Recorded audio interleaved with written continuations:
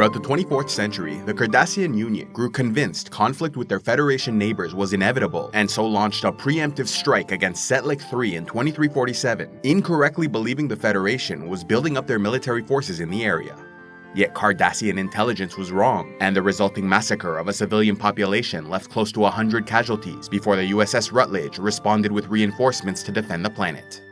Among the Federation troops sent into this early battle, some, like Captain Benjamin Maxwell and Tactical Officer Miles O'Brien, earned awards and adulation for their heroism, but were nonetheless greatly scarred by the experience, holding prejudiced opinions about all Cardassians going forward, with the term spoonhead becoming a popular slur.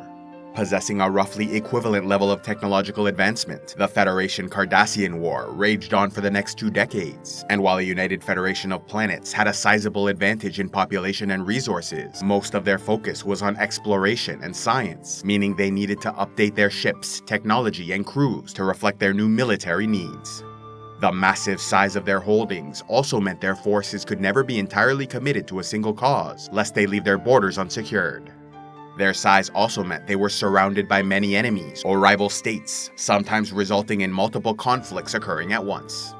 Oppositely, the Cardassian Union had a disadvantage in population and more limited resources, but dedicated a far larger percentage of them towards a military that was already highly experienced in combat and which had a smaller border to protect. This dynamic meant neither side could ever fully gain the advantage, fighting to a stalemate that resulted in the Armistice of 2367 before a formal treaty in 2370, creating a new demilitarized border. Yet the end of one conflict led to the start of another, when territorial concessions by the Federation meant some of their citizens were now living on worlds held by the Cardassian Union. Though some agreed to leave and were evacuated back to Federation space, others refused, hoping the Cardassians honored their pledge to leave the colonists alone. Yet they instead began a campaign of oppression to try and force the colonists to leave. As a result, some turned to rebellion and terrorism against the Cardassian Union, vowing to fight until their planets were granted independence. Using the harsh environment of the Badlands as cover for their ships, the Maquis Rebellion used guerrilla tactics to become a persistent annoyance and embarrassment for their enemies. Though the Federation was officially on the side of the Cardassian Union, as this rebellion violated the treaty they signed, some individuals were so sympathetic they left the Federation to join the Maquis struggle. Among the most well-known defectors were Calvin Hudson, Ro Laren, Chakotay, and Michael Eddington. Relying on their military and intelligence to deal with the Maquis, the Cardassian government used political subterfuge to exact retribution against Bajor in 2370, secretly supporting the Alliance for Global Unity, or Circle, an extremist political faction promoting isolationism and xenophobia, rallying the divided populace against joining the Federation and behind the idea of Bajor for Bajorans. Hoping to one day reconquer Bajor, the Cardassian Union wanted the extremists in power because it meant they would break off relations with the Federation and lose their protection. Yet they ultimately failed and were abandoned by supporters when their connection to Cardassia was exposed. With yet another ploy against Bajor foiled, the Cardassian Union signed a treaty the following year, establishing formal peace and diplomatic relations between their governments. Suffering humiliating defeats against Bajor and unable to defeat the Maquis, Cardassia was far from the height of its power, unable to keep up with the Federation throughout the 2370s, as their neighbors not only had an advantage in population and resources, but now also surpassed them in many areas of technological advancement. Though the Cardassian Union continued to excel in areas like espionage and military subterfuge, they could not keep up with the other superpowers and were even failing to conquer new planets for resource extraction, causing many to feel the military central command could no longer be trusted to rule, leading to the formation of a civilian dissident movement which gradually gained support throughout the years. It was in the midst of these civil tensions that the Alpha and Beta quadrants were invaded by the Dominion, a Gamma quadrant superpower traveling through a wormhole discovered near Bajor in 2369. Ruled by a highly advanced species of changeling shapeshifters, the Dominion was a vast empire where the changeling founders were worshipped as gods by their genetically engineered creations, namely the intelligent Vorta species, who administered their holdings, and the mighty Jem'Hadar, who fought their wars.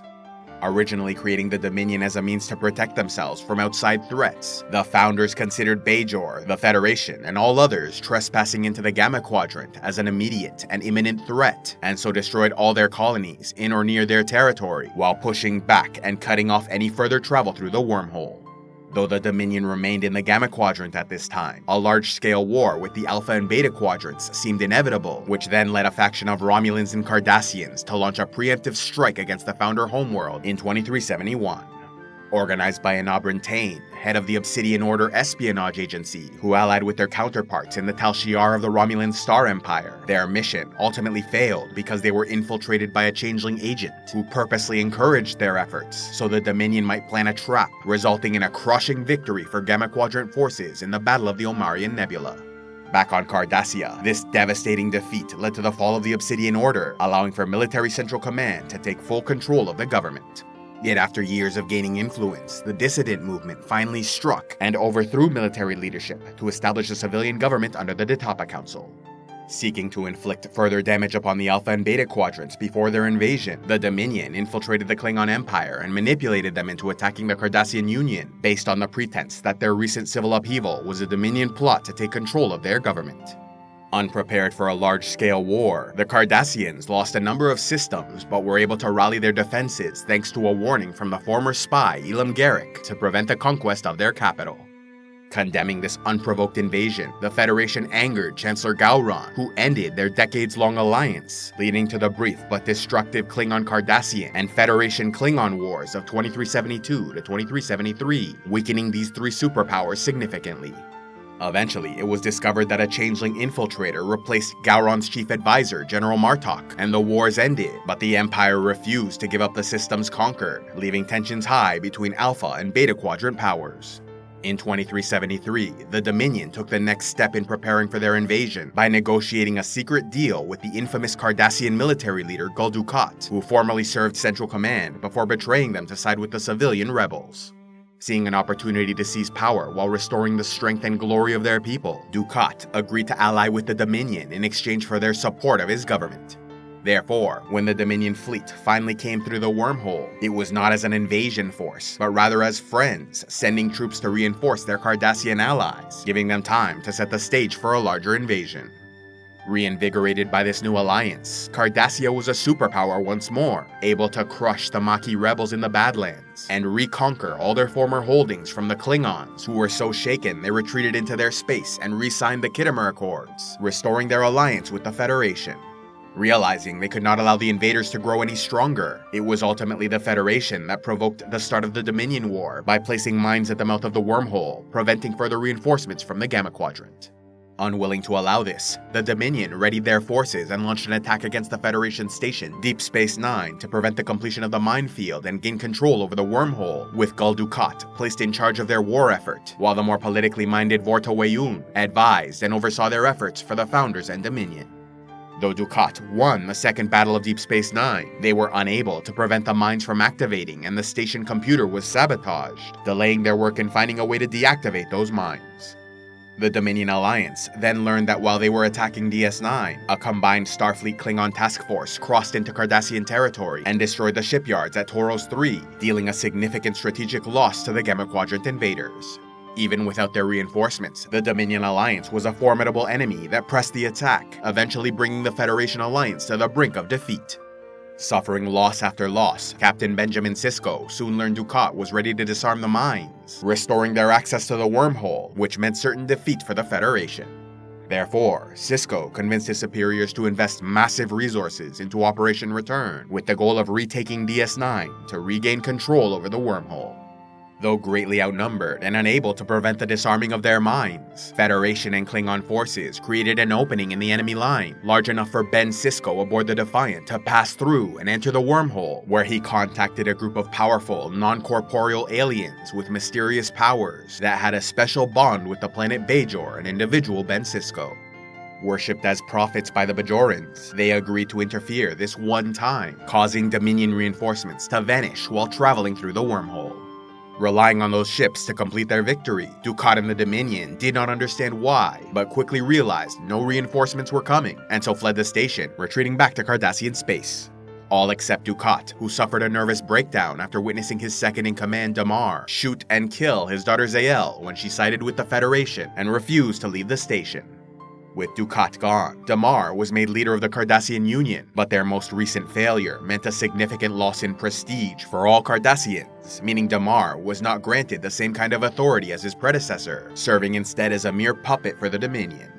Turning to new allies for victory, the Cardassian Union was forced to accept territorial concessions to the Breen Confederacy in exchange for their entry into the war.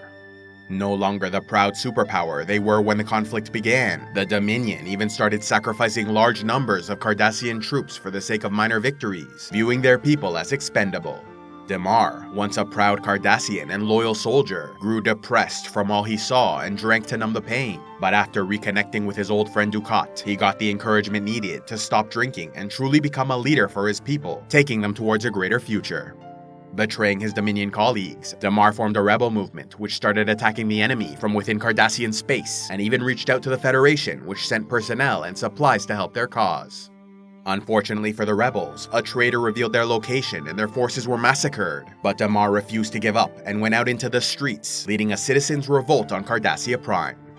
As Damar fought in the capital, the Federation, Klingon, and now Romulan alliance launched a final attack against Dominion forces, which were defending well until news broke that the government destroyed an entire city on Cardassia Prime, killing millions as a response to Damar's rebellion. Learning of the devastation, Cardassian forces turned against the Dominion in the midst of battle, granting victory to the Federation alliance, who chased them back to the capital. To retaliate against the Cardassians, the Founder ordered the citizenry of their homeworld wiped out, resulting in many more dead before Elam Garrick, Kira Nerys, and more of Damar's rebels could enter Dominion headquarters to kill Weyoun and capture the enemy leader, eventually resulting in her surrender. Though Damar died in the fighting, he was remembered as a great hero who gave his life for the liberation of Cardassia. Reaffirming their independence and pre-war borders in the Treaty of Bajor, Cardassia's attempt to become the greatest superpower in the region ended in utter ruin, as their planets, including the capital, were on the front lines of combat, enduring such collateral destruction that by the end of the 24th century, the Cardassian Union was a shell of its former self, relegated to a minor power, forced to rebuild from the ashes of their fallen civilization. A special thanks to all those who contribute to CivilizationEx, like Sir Darin of House Ashford, Ishmam Ahmed of Shamiriana, Fred Heartless, Knight of Iron and Ice, and Pete J. King. If you'd like to help the channel, be sure to give a like, leave a comment, subscribe, and click on the links below, or else go to patreon.com/CivilizationEx, where you can gain early access to videos, vote on future content, and watch the Patreon-only series, Heroes of Lore and Legend.